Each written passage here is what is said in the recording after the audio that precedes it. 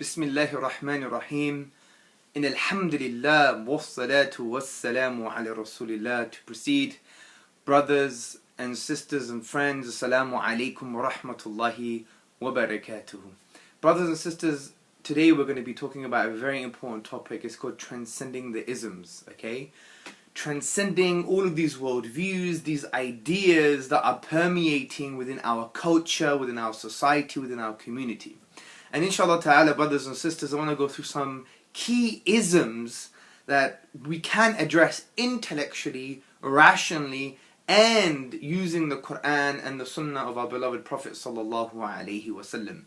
And some of these isms include scientism, which I'm going to explain what that means, atheism, humanism, secular liberalism, and naturalism. So we're going to be dealing with 5 isms.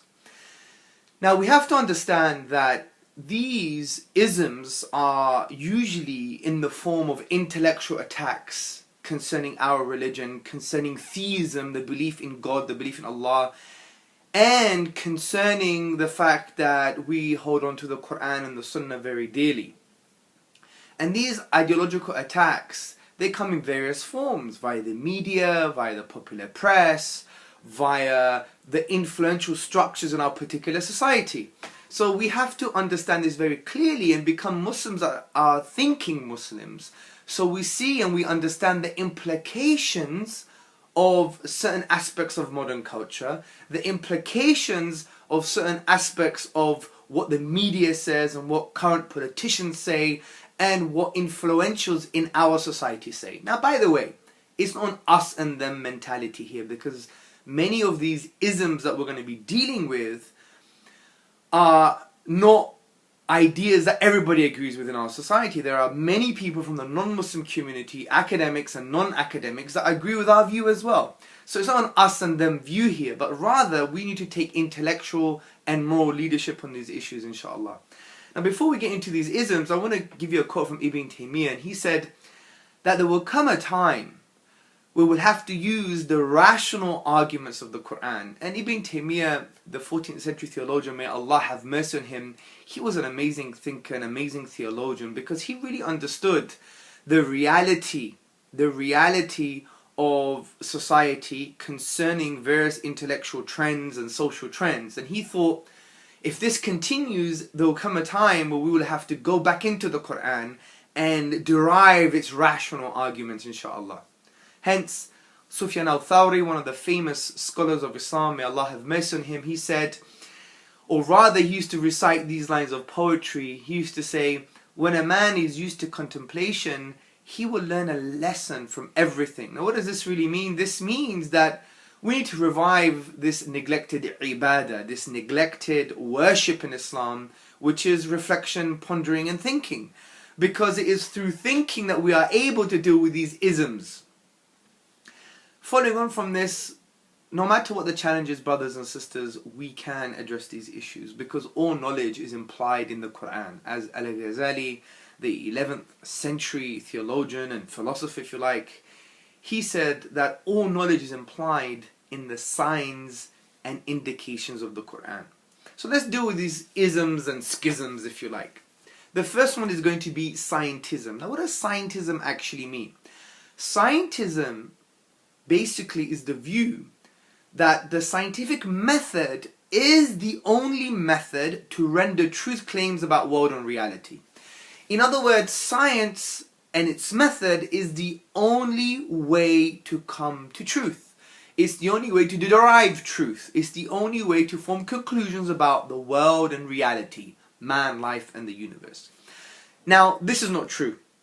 And we're going to give some reasons. But before I do that, we have to understand we're not rejecting science here. What we're doing is we're understanding science in its correct place.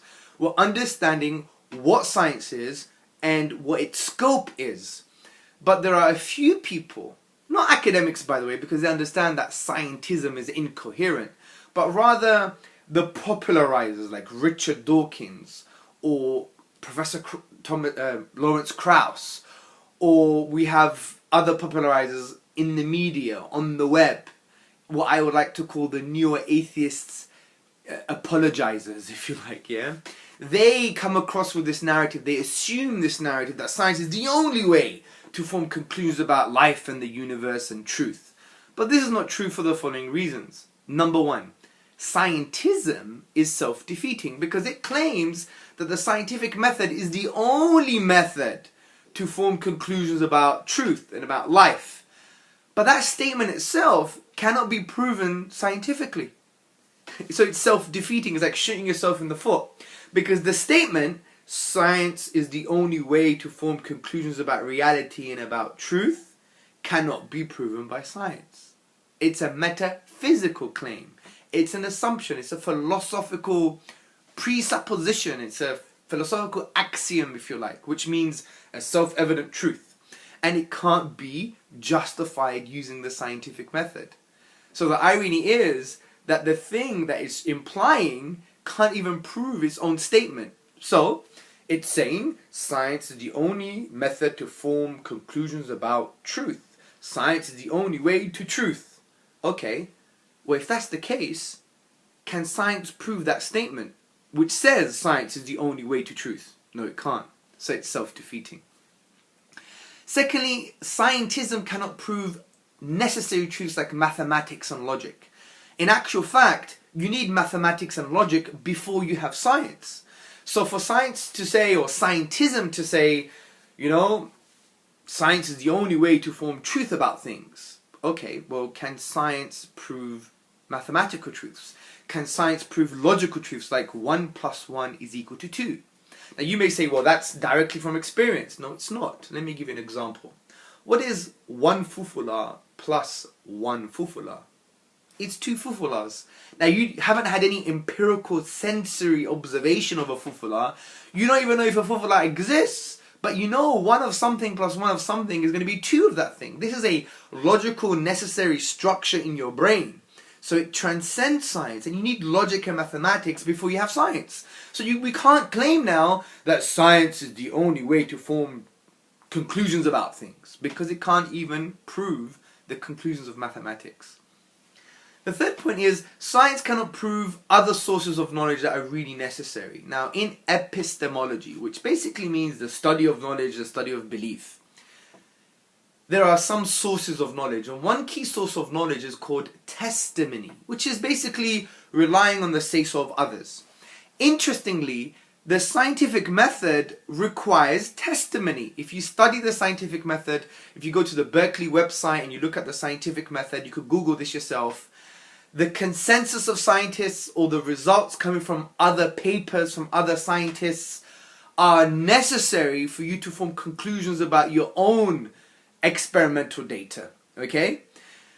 And that is testimony. You have to rely on the say-so of others. Now, they may have claimed they've done the testing, they may have claimed they've done all the results and they've done the experiments themselves, but you haven't seen it. You have to require their testimony.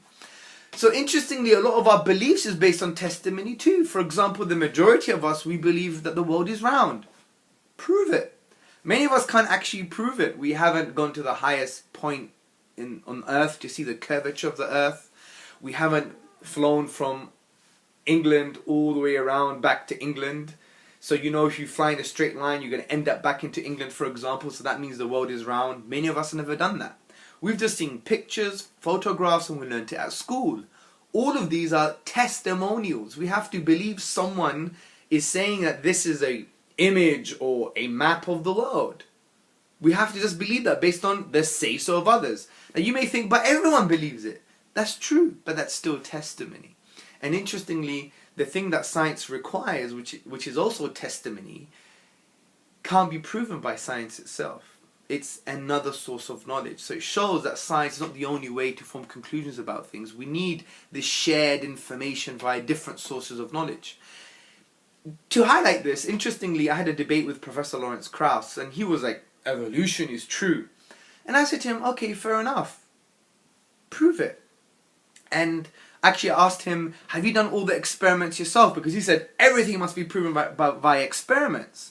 And I said, this is very interesting because, do you believe in evolution? He said, yes, of course. I said, have you done all the experiments yourself? He said, no, I haven't.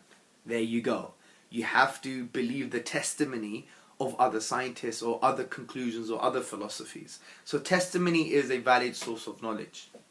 And therefore, it shows that science is not the only way to form conclusions about things. You need other sources of knowledge too. So scientism is incoherent. It's wrong. Now, we have to understand, brothers and sisters, this doesn't mean Islam is against science. Of course it's not. Because even Allah says in the Quran, in chapter 41, verse 53, we will show them our signs in the horizons and within themselves until it becomes clear to them that this is the truth. So from this perspective, Allah is saying, look into the empirical world. Look into the interconnecting principles of nature. There's going to be some truth there for you. In this light, Professor of Philosophy Shabir Akhdar, in his book The Quran and the Secular Mind, a philosophy of Islam, he basically talks about the objectives, if you like, of the Quranic ayat concerning the rububiyyah of Allah, the lordship of Allah, the oneness of Allah, the fact that Allah created everything and He sustains and maintains everything. And he mentions it in a very nice way. He says, nature's flawless harmonies and the delights and liabilities of our human environment with its diverse and delicate relationships are invested with religious significance. Created nature is a cryptogram of a reality which transcends it, and nature is a text to be deciphered. Evidences accumulating in the material and social worlds and in the horizons jointly point to a hidden immaterial order. In a nutshell, these ayat are referring to there's a hidden wisdom behind the design in the universe. If there's a design in the universe, there's a designer. Look at the empirical nature of ourselves, of reality, and you'll come to the conclusion that there must be some kind of purpose and wisdom behind this creation. So Allah is telling us to look into scientific knowledge from this perspective. And we know that Islam has had an unprecedented, brothers and sisters, unprecedented kind of influence on the West concerning science. Look at Islamic Spain when we had the convivencia, which means coexistence. Because of the justice principles and the tolerance principles from the Quran and Sunnah, we were able to create a society that Muslims and non-Muslims looked into the interconnecting principles of nature. So they could actually understand what is reality. And from this perspective, even thinkers and historians and Arabists like Professor Thomas Arnold in his book, The Preaching of Islam, very famous book that's used in academia, he concludes that if it wasn't for Muslim Spain, we wouldn't have the Renaissance in essence. And he says, Muslim Spain had written one of the brightest pages in the history of medieval Europe. And then he continues, and it was from her, Muslim Spain, that Christian scholars received what of Greek philosophy and science they had to stimulate their mental activity up to the time of the Renaissance. So, just to conclude this point, scientism is incoherent because it says that science is the only method to use to find truth.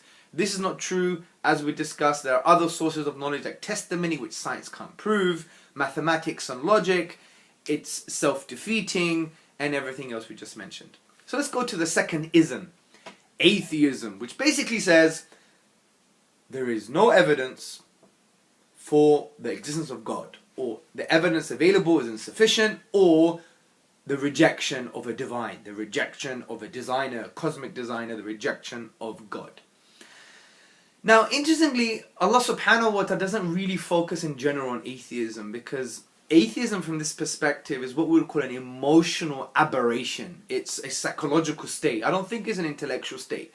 Because brothers and sisters, what you realize is that atheism itself is unnatural, because we believe in the fitrah, coming from the root which shares words such as fatrun and fatarahu. Which, what does that mean? It means as if something Allah created within us to acknowledge Him and to worship Him. And we see that there are various accounts in the psychology of religion and in anthropology and sociology that indicate we do have an innate nature that Allah created within us, a fitrah, which means innate nature, to acknowledge Allah and to worship Him. For example, Olivera Petrovich, she did a study and she concludes that our innate natural psychology is to believe in a transcendent God, in a God that is unlike human creation. Also from the perspective of sociology, you had the likes of Professor Justin Bartlett. He basically did a study on that children naturally, even if they come from atheist backgrounds, are naturally kind of structured to believe in supernatural agency. So this is very important for us to understand, but also we have to also understand the Quran does indicate a kind of challenge to atheism, but in only one verse, I believe. Two verses actually. In chapter 52, verse 35 to 36, Allah subhanahu wa ta'ala says, or were they created by nothing? Or were they the creators of themselves? Or did they create the heavens and the earth, the cosmos, the universe? بَلْ لَا يُقِنُونَ. Indeed, they have no true faith or belief. Now, interestingly, we know these verses refer to the human creation, but many of the ulama, the mufassirun, those who explain the Quran for us, they discussed and said this actually means anything that was created, because Allah used the word khuliqu, khuliqu. Now khuliqu from a classical Arabic perspective means something that emerged, something that wasn't always there, something that came into being, something that was started. And that's why Ibn Taymiyyah, the 14th century theologian, he said, so whatever is besides Allah, it is all makhluq, created, originated, muhdath, coming to be after not existing, preceding by its own existence, by its own non-existence. So basically Ibn Taymiyyah is saying everything apart from Allah had a beginning, it wasn't always there.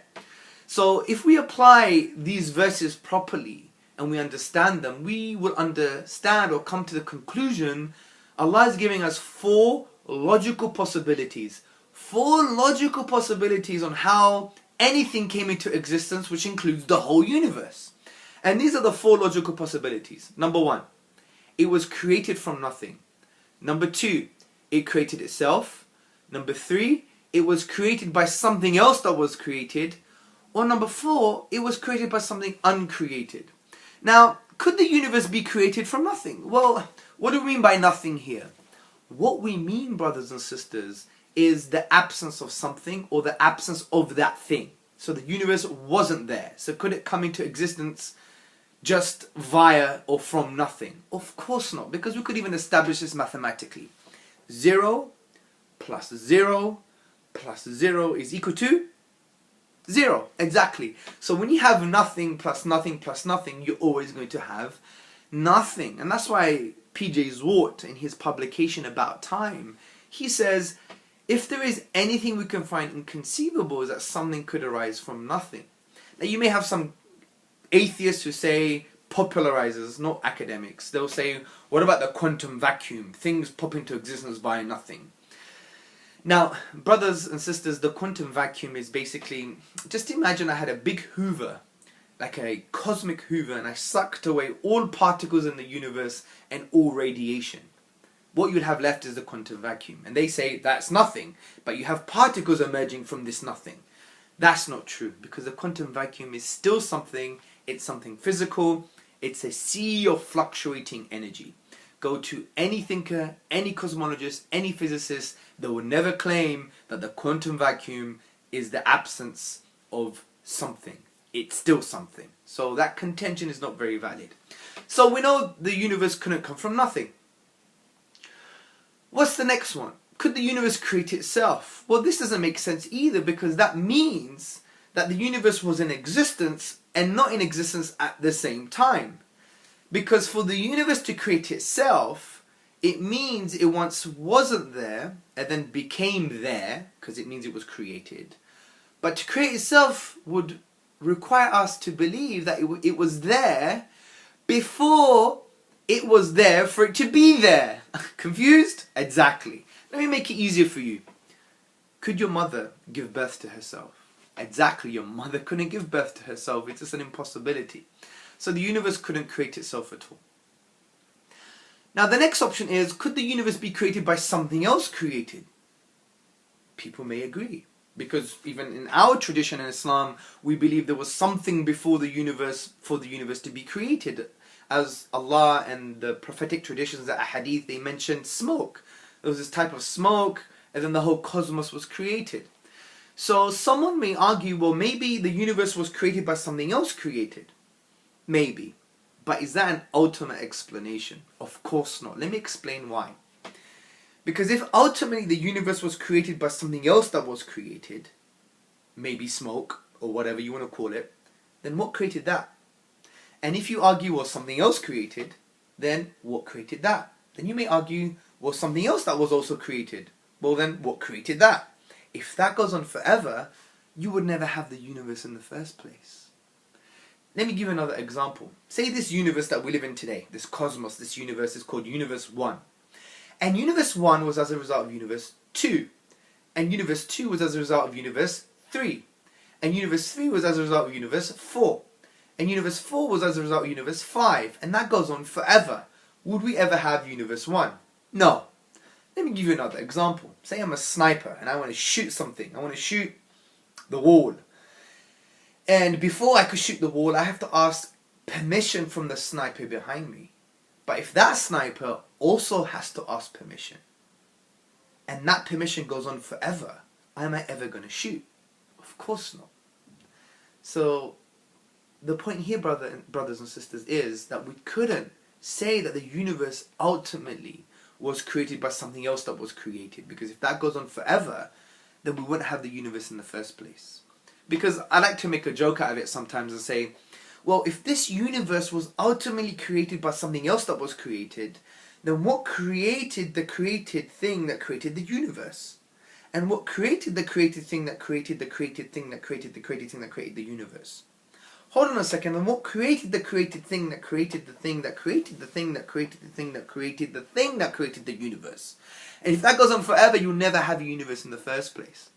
That's why the Islamic thinker and philosopher, if you like, Dr. Jafar Idris, he summarizes this point and he says, there will be no series of actual causes, but only a series of non-existence. The fact, however, is that existence are around us, therefore the ultimate cause must be something other than temporal causes. Meaning, if the universe was created, which we know it came into existence, it was created. Therefore, it couldn't have been created by something else created, because we know it's absurd. We will never have the universe in the first place. Therefore, there must be something uncreated. And this leads us to the final logical possibility. There must be something uncreated. And that's why Allah says in the Quran, قُلْ هُوَ اللَّهُ أَحَدٌ. Allah is uniquely one. Allahu Samad. لَمْ يَلِدْ وَلَمْ يُولَدْ وَلَمْ يَكُنْ لَهُ كُفُوًا أَحَدٌ. Say, Allah is uniquely one. He is self-subsisting, eternal. He begets not, nor was he begotten. There is nothing like unto him. Interestingly, on this point, brothers and sisters, we have the philosopher Abraham Varghese in the book There Is a God, written by Antony Flew. He says something very interesting. He says, now clearly, theists and atheists can agree on one thing. So people who believe in God and people who don't believe in God do agree on one thing. If anything at all exists, there must be something preceding it that always existed. How did this eternally existing reality come to be? The answer, it never came to be. It was always there. It always existed. Take your pick, God or the universe. But since the universe was created, we know it began, therefore it must be God. Now some people may argue, well, this all assumes that the universe began. Well, yeah, of course it assumes the universe began, because it's well known now. We don't live in the 1940s anymore. We don't believe in the steady state theory that the universe had no beginning, no end. Time is equal to 0. The universe emerged. Many people call this the Big Bang, but whatever you call it, the point is there is a mathematical, philosophical and scientific consensus that the universe wasn't always here. So therefore we can still apply these 4 logical principles. Let me summarize them for you. Since the universe began, we can explain it in the following way. It came from nothing. It created itself.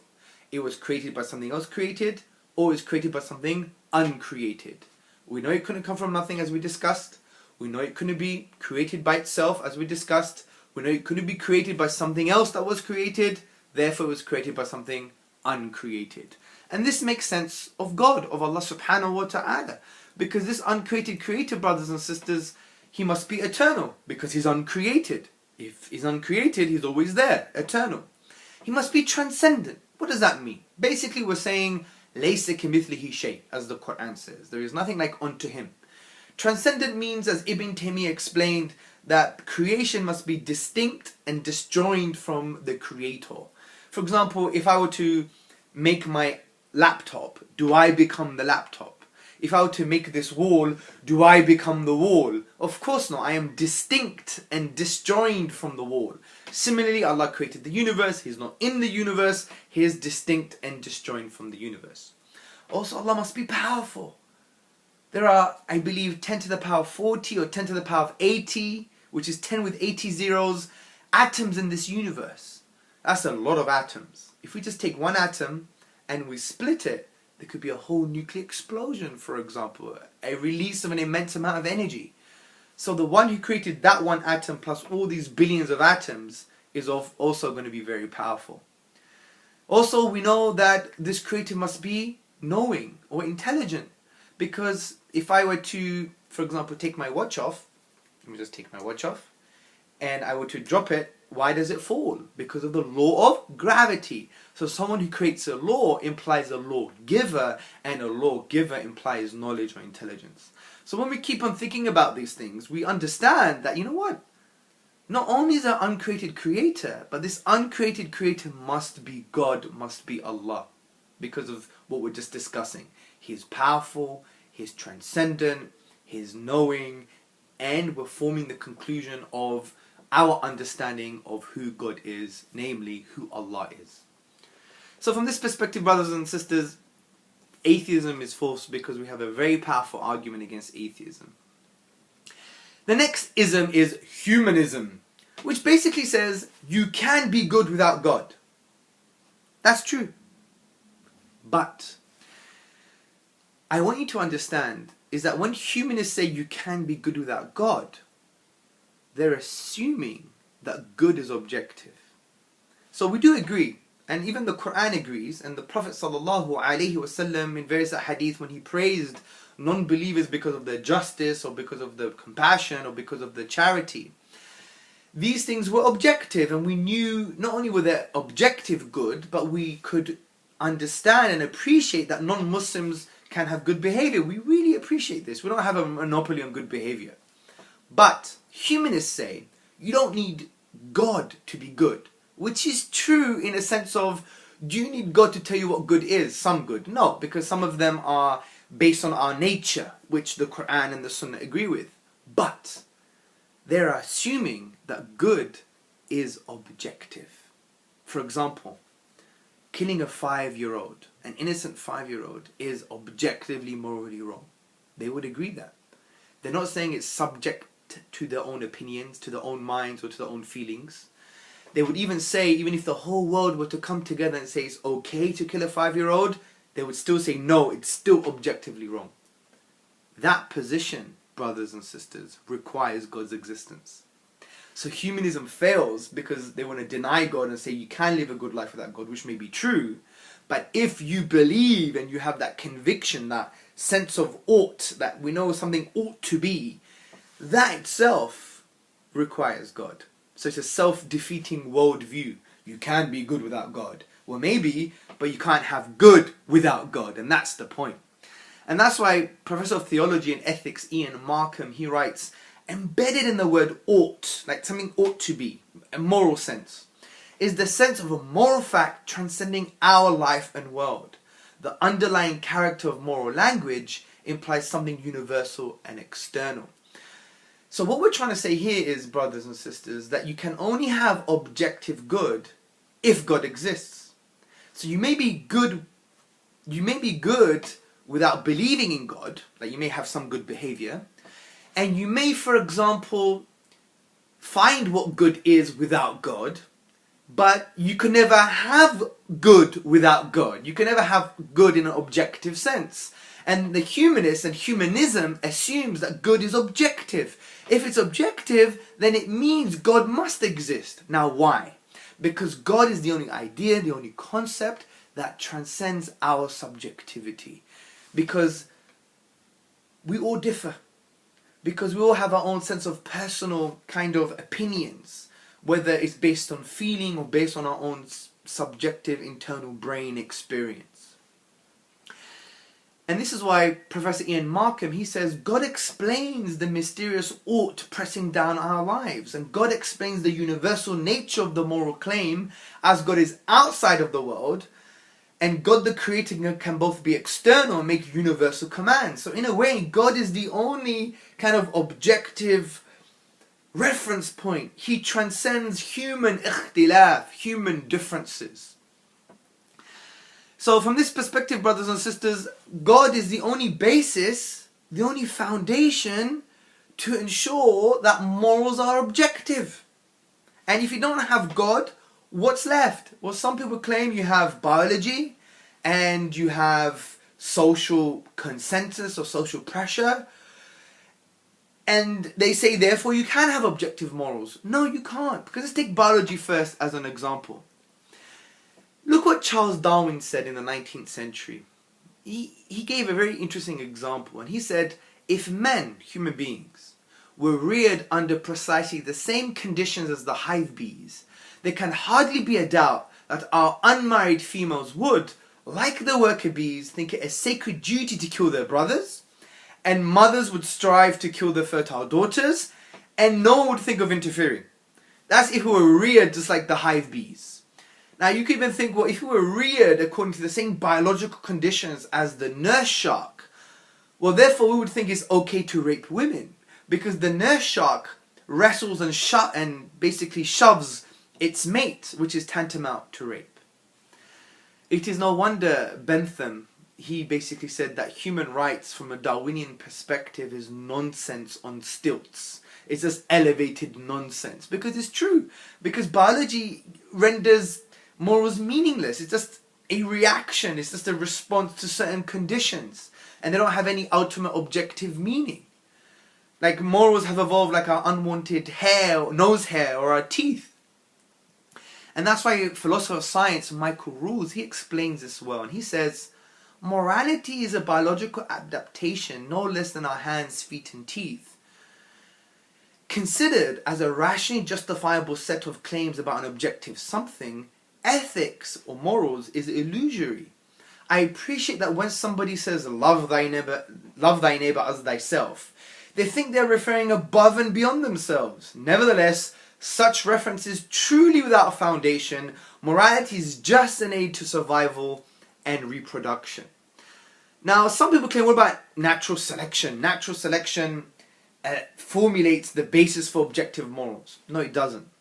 All natural selection does, as the moral philosopher Philip Kitcher says, is that it allows you the capacity to formulate ethical rules. It doesn't give you a foundation for objective ethical rules.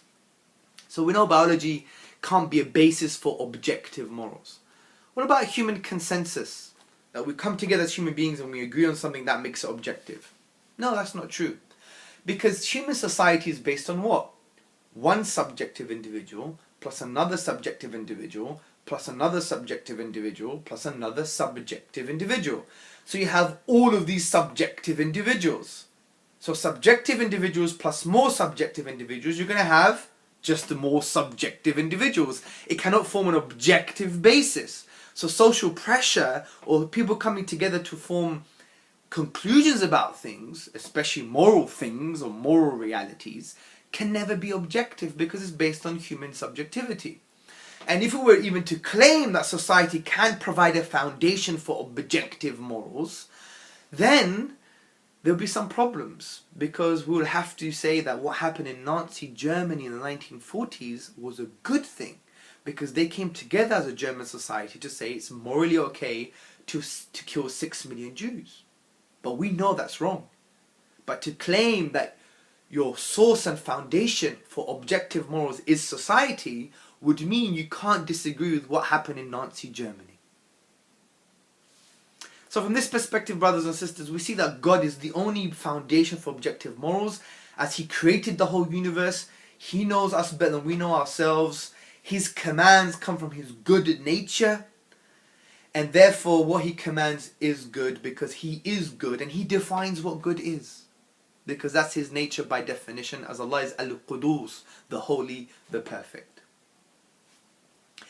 The second, not the second, I think it's the third or fourth now, I think, ism is called secular liberalism, brothers and sisters. Now, secular liberalism is basically the separation of culture and politics from religion, with the emphasis on individual rights. Now, this doesn't mean we don't believe in individual rights. Of course we do. But let me just discuss this for you. We have to understand that Islamic tradition balances individual rights with social rights, because we believe society also affects individuals and individuals affect society.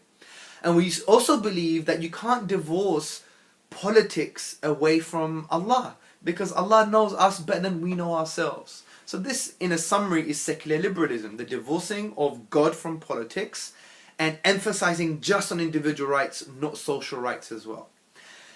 And we have to understand that this whole secular liberalism philosophy, brothers and sisters, actually came from a particular problem in Europe. It never came from a problem around the world. It was just specific to Europe.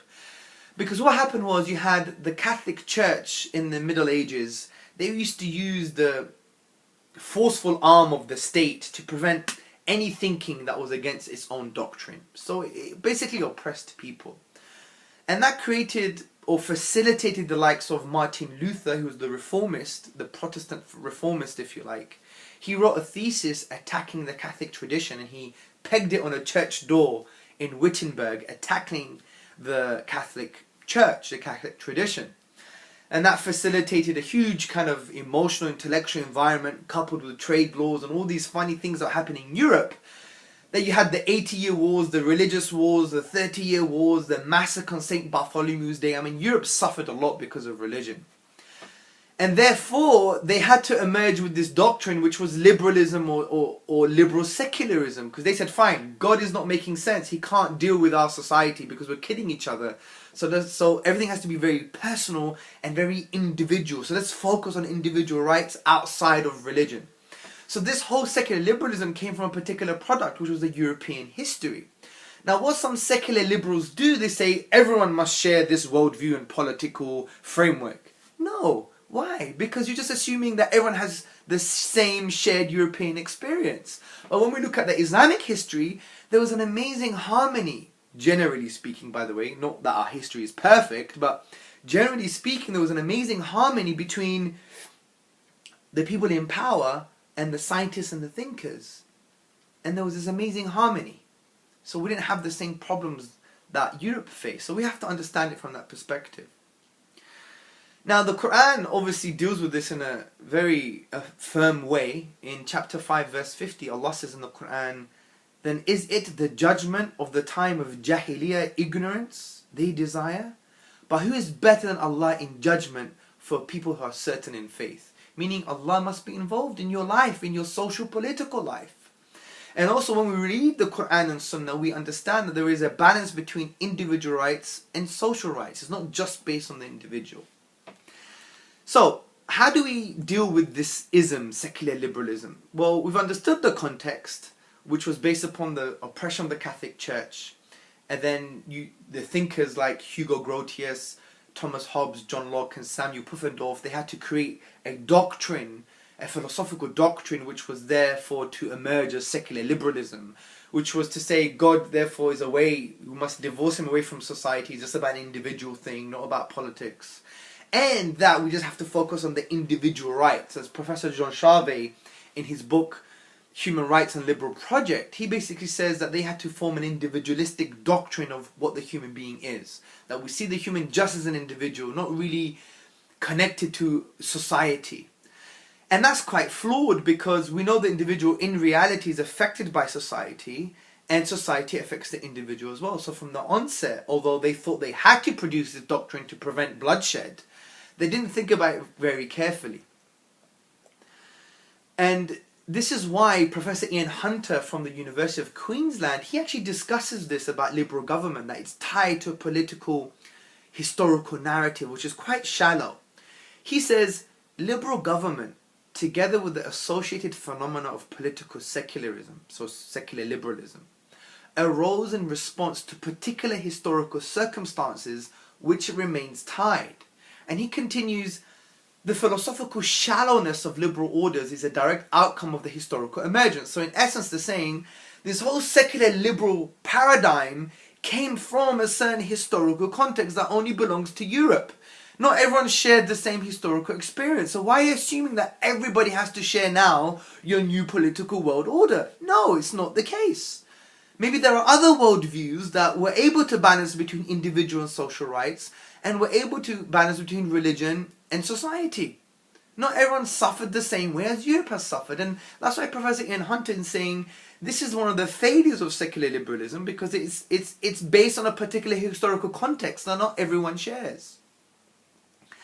Also, we have to understand, brothers and sisters, that secular liberalism really focuses just on individual rights. Don't get me wrong, we believe in individual rights, but we believe in the balance between individual rights and social rights together. So liberalism itself comes from a doctrine called individualism, the individual rights. And that's why political philosopher Marilyn Friedman, and she's a feminist by the way, she said individualism underlines some important versions of liberal political theory. Now individualism, or what is also called atomism in political language, so individualism and atomism is the same thing. Individualism is actually quite shallow. If we could show that individualism is wrong, therefore liberalism is not a correct philosophy for politics or life, because it doesn't view the human being in the correct way. Now you may ask, well, what is individualism? Well, in the words of Professor Marilyn Friedman, she says individualism is viewing the human being, you, me, the self, as an individual divorced away from social attachments and obligations. And you see his identity or her identity as away from society. It's not formed via social pressure or social norms or social kind of learning, if you like. And this is why philosopher Charles Taylor, he's a political philosopher, he questions why we started with individualism in the first place. He said, the very idea of an argument whose foundations was the rights of the individual would have been strange and puzzling. Why do we begin to find it reasonable to start a political theory with an assertion of individual rights and to give these primacy, which means to give them importance? Because surely there's a relationship between the individual and society and the individual. So in order for us to show the shallowness of liberalism, we just have to show that individualism, which is its basis, is actually wrong. And here's why. Number one, when you look at social psychology, brothers and sisters, you see that our development of individuality or of ourselves is not just based on what they used to call the independent constructor. If you study developmental psychology, you see that it's not just based upon just the way, just me. I learn by myself as an individual constructor, an independent constructor. But rather, they've moved away now to understand that a lot of our learning, according to cognitive developmental research, is not so abstract and individualistic. It's based upon social attachments and socially prescribed tasks and routines. So we become ourselves, not as a result of just on our own, but via social communal attachments, routines and tasks. So therefore, our very development of who we are is not based on individualism, it's based on a social phenomenon. Number two, now we have to consider aims and values when we determine the individual, because our identity is based on aims and values. Now interestingly, aims and values can only be understood within a social context, not an individualistic context. As the political philosophers Shlomo Avnery and Avner de Shalit, they argue, we cannot analyze their behavior as if they were abstract entities, as if their values existed somewhere in the distance outside, so to speak. This is the critique of the image of the person put forward by the individualists, who tend to distinguish between the one who is and the values one has. So values and aims that make who we are is only understood in a social context, not an individualistic context. Also, brothers and sisters, we have to understand that there are dynamic links between me, you, and the rest of society. And we affect each other. Society affects us and we affect society. That's why in academia this is well established in social psychology. Take for instance the social psychologist Vivian Burr. She said in her book, which is called Social Constructionism, for example, in a capitalist society, competition is fundamental. Society is structured around individuals and organizations that compete with each other for jobs, markets, etc.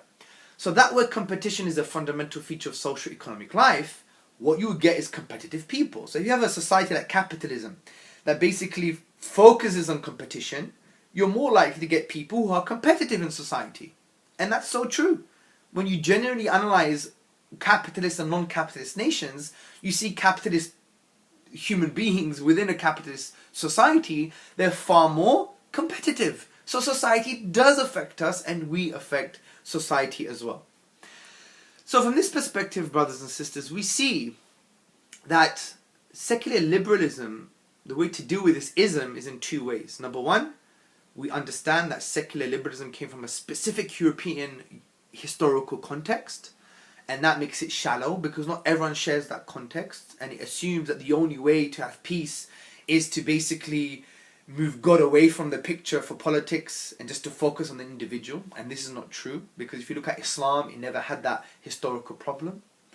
Also, the way to deal with liberalism, the liberal aspect of secular liberalism, we understand that liberalism is based on a philosophy called individualism or atomism.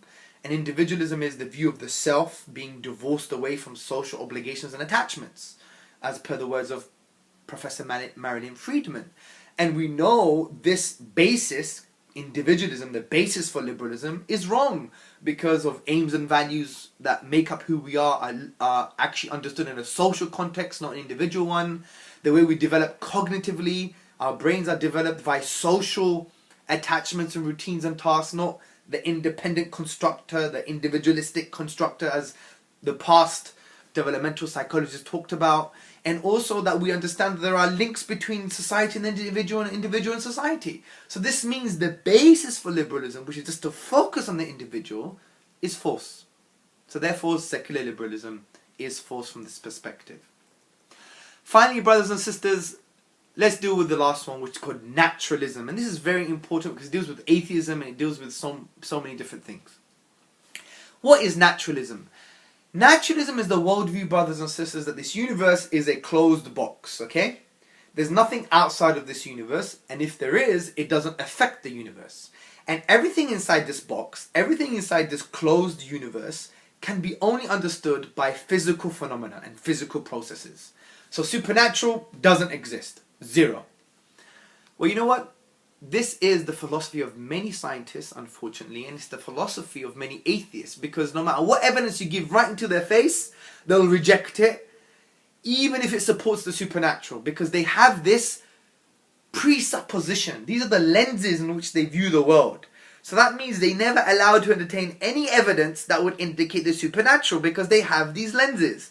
It's time we took them off, because it's an assumption. It's like faith. That's why even the atheist, Professor Michael Rules, he said, let me make a concession to you. Naturalism is based on faith because they presume that there's no supernatural. And therefore, everything they see, they'll always ignore the supernatural because they presume it doesn't exist in the first place. So how can we show that naturalism, which is the worldview that there is no supernatural, which is the worldview that everything can be explained via physical processes, how can we, brothers and sisters, show that this is wrong? Easy. Just talk about yourself. Now, what do I mean by this? Talk about the fact that you have a consciousness. Consciousness is not only about thoughts, thinking, taste and pain, but it's about the subjective inner experience. Like, I can have a strawberry, but the way the strawberry tastes and feels for me is unique to my subjective experience. For example, I have intentions, or what's called intentionality. I can intend to do something in the future. For instance, I intend to become a doctor, for example. Also, pain, the level and appreciation of pain may be different from me, even though I may have the same injury as somebody else. So we have subjective experiences, which is what it is to be like Hamza. What it is to be like Hamza eating a chocolate or eating a strawberry. It's personal to me. Now, in neuroscience and in the philosophy of the mind, yes, we know consciousness is correlated, is somehow linked to the brain. But it is not the brain, and the brain is not consciousness. Because you could never find out via physical processes that subjective experience. Let me explain this a bit better.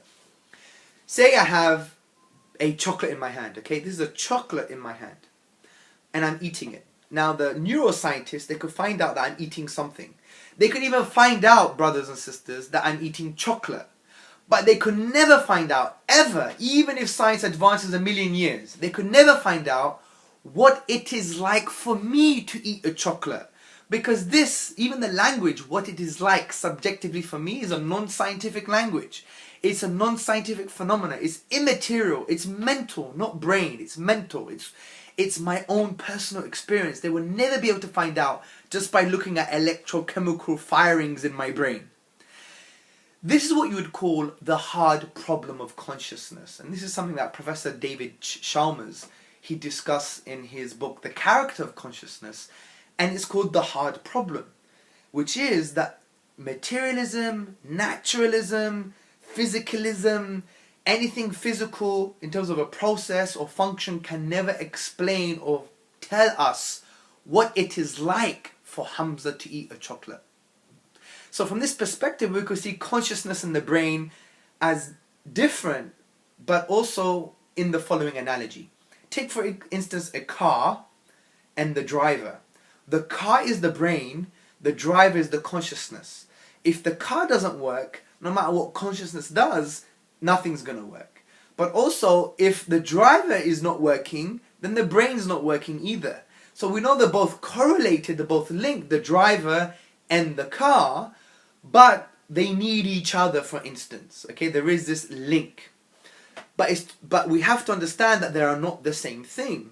And a key way of understanding this is by talking about the hard problem of consciousness, which is, yes, Mr. Atheist or Mr. Scientist, you may be able to tell that I'm eating a strawberry by looking at chemicals in my brain, but you would never, electrochemicals in my brain, but you would never ever be able to find out what it is like for me subjectively to eat a strawberry.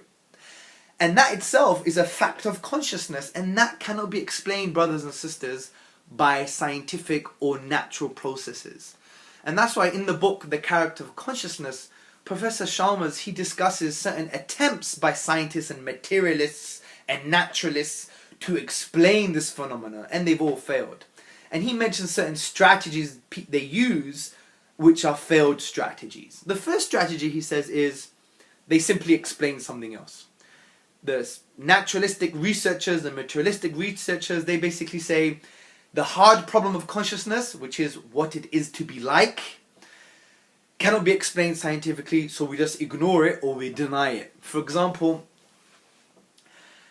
Professor Dan Dennett, he actually wrote the book, The Consciousness Explained. And Consciousness Explained in his book is very funny because he says he ignores the hard problem. He actually says it doesn't exist. Meaning that he's saying that we don't have subjective experiences, which is obviously false because we know we do have subjective experiences. So it's no wonder that many philosophers called his book, not that it should be called Consciousness Explained, but it should be called Consciousness Explained Away. The other strategy, brothers and sisters, is to claim that subjective experience is explained by understanding the physical processes in our brain. But this is not true, because how can any electrochemical activity, how can that tell us what it is like for me to eat a strawberry? This is impossible. Also, they won't be able to answer the following question, which is, how do these processes bring about subjective experience? How can just pieces of matter put together produce a subjective conscious experience? The other strategy, brothers and sisters, is that they try and explain the structure of experience. But this doesn't tell us anything, because it doesn't tell us why there should be experience in the first place and how subjective experiences emerged, and how can we assess what these subjective experiences are in the first place. So from this perspective, science and materialism and naturalism can never ever tell us or give us the solution to the hard problem of consciousness. Yes, it can tell us that we're having thoughts, that we may be having pain, that we may be dreaming, but it could never tell us what it is like for me to dream, and it could never tell us what it is like for me to eat a chocolate, or what my level of pain actually is for me subjectively. Science and physical constructs can never tell us these things. what it is like to be me, what it is like for me to eat a chocolate, what it is like for me to tolerate pain, what it is like for me to dream. This likeness, what it is to be about, can never be explained physically, as we discussed. And that's why even materialist, naturalist, neuroscientists like Christoph Koch, he says the following. Well, let's first forget about the real difficult aspects like subjective feelings, because they may not have a scientific solution. Also, neurophysiologist John C. Eccles, he said, I maintain that the human mystery is incredibly demeaned by scientific reductionism, meaning everything could be reduced to physical process. And that's true, because to claim that everything can be reduced to physical parts and processes means that you're going to deny your own subjective experiences, which you can't because they're a fact. So just to end this point, we see that naturalism fails as a worldview because it says everything can be explained via physical processes. But we know this is not true because of consciousness, because the hard problem of consciousness, which is what it is to be like Hamza, what it is to be like Hamza eating a chocolate. What is it like for Hamza to eat a chocolate? What is it like for Hamza to dream? What is it like for Hamza to tolerate pain? This subjective experience can never be explained by physical processes, as we just discussed. Therefore, naturalism fails, because naturalism is the worldview that everything can be explained by physical processes, but it can't even explain the hard problem of consciousness, as we discussed. It is no wonder that analytical philosopher J.P. Moreland, in his essay, The Argument from Consciousness, he expresses similar views. He said, the truth is that naturalism has no plausible way to explain the appearance of emergent mental properties in the cosmos, meaning how consciousness arose, how the subjective experience can be explained. And he quotes Ned Block, and he basically says that Ned Block confesses that we have no idea how consciousness could have emerged from non-conscious matter. And Ned Block says, we have nothing, zilch, worthy of being called a research program. Researchers are stumped. So let's just summarize, brothers and sisters. What we discussed today is a very lengthy lecture, but inshallah you should get a personal recording of this so you can study this further for yourself, because these are the challenges that we face as Muslim youth and as Muslims who want to become thinkers in this Western society, to essentially want peace and justice and harmony for the whole world. This is what we want: peace, justice and compassion for everybody. So we discussed scientism, atheism, humanism, secular liberalism and naturalism. Scientism was wrong because scientism says that science is the only way to form conclusions about truth and things. That's not true, because you have logic, mathematics, testimony, the say-so of others, which are all essential for our learning. Atheism is wrong because the universe began, it couldn't come from nothing, couldn't create itself, couldn't be created by something else created, must have been created by something uncreated. Humanism is wrong because it does claim that you can be good without God, which may be true, but they assume that good is objective, and if good is objective, then it requires God's existence because God is the only basis for objective morals. Secular liberalism claims that you can't have God in politics, and that the individual is based on, rather, society and the way we see the human being must be based on individualism, seeing the individual self as divorced away from social obligations and attachments. Again, that's wrong. Secularism came from a specific historical product in European history where religion, the Catholic Church, was oppressing the masses. That never happened in Islam. And also liberalism, which is based on individualism, sees the self as just an individual away from social attachments and obligations. We know that's not true because individualism is wrong, because of the mere fact that when you look at developmental psychology, you see that we have cognitive development based on social obligations and social tasks and social routines. We see that in social psychology there is a link between society and individual and society. We have to understand that aims and values who make up who we are cannot be understood just in an individualistic context. Aims and values must be understood in a social context. Also, brothers and sisters, we see naturalism is wrong because that's the worldview that there is no supernatural, that the universe is a closed box, nothing interferes with it. Everything in that box, everything in the universe can only be explained by physical processes. And as Professor Michael Rules, who's a naturalist, or who is a atheist, he said, as a concession, it's faith, because it's just a presupposition, it's the glasses in which they put on to view the world. And the way we take these glasses off is by showing to them, actually there are many things that could never be explained just by physical processes, and that includes consciousness. And we don't mean the type of consciousness that, yes, I'm thinking, and they could find some neurochemical flashing, therefore they know I'm thinking. No. But rather, it is the hard problem of consciousness, which is what it is to be like. So scientists can tell that I may be eating a strawberry, but they could never say, ever, what it is like for me to eat a strawberry. That subjective conscious experience can never be understood in a physical perspective, in a naturalistic perspective. Therefore, naturalism fails, because it's claiming that everything can be explained by physical processes, but it can't even explain the hard problem of consciousness. So we dealt with all the isms, brothers and sisters. May Allah bless you with Jannatul Firdaus. Keep strong, keep learning, and really be beacons of light for the wider society, because we want peace, justice, harmony, compassion for everyone, Muslim and non-Muslim. Assalamu alaikum wa rahmatullahi wa barakatuh.